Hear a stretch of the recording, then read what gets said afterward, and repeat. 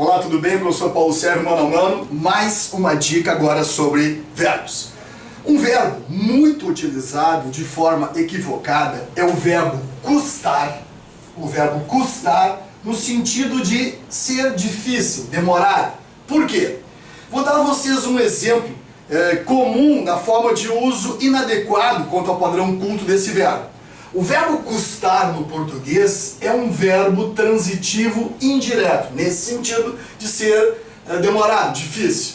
Mas observe uma coisa, normalmente a gente falaria assim, ó, elas custaram a resolver o problema. Observem que nesta construção o verbo, teoricamente, está se construindo como transitivo indireto. Custaram a algo, alguma coisa, a resolver o problema. Aí que começa realmente o problema da norma culta da aplicação desse verbo. Por quê?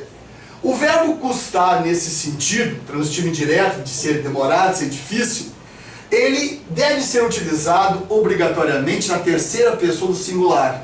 Então, notaram uma coisa? Quer dizer, isto já está mal utilizado. Isso quer dizer, o verbo vai ter que aparecer, então, neste caso, assim, ó, custou. Vamos pensar, mas um pouquinho. Elas custou a um problema aqui. Segunda situação especial.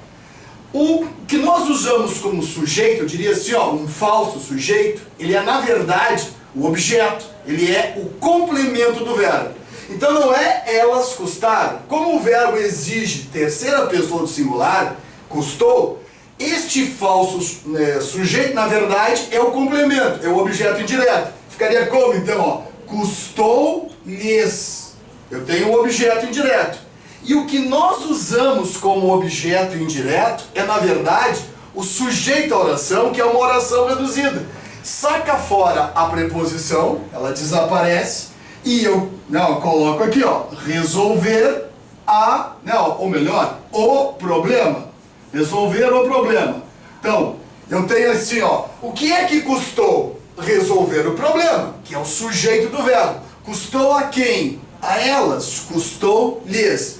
Nós normalmente usamos esse verbo sempre com um indicativo, com um agente da ação, que na verdade, dentro do padrão culto, não é o agente da ação. Ele é o complemento da ação do verbo. Não é Paulo custou a fazer alguma coisa, é custou a Paulo fazer alguma coisa. Então, um verbinho geralmente utilizado de forma inadequada. Grande abraço, até uma próxima dica. Dica tá bom, hein? Dica! Tchau!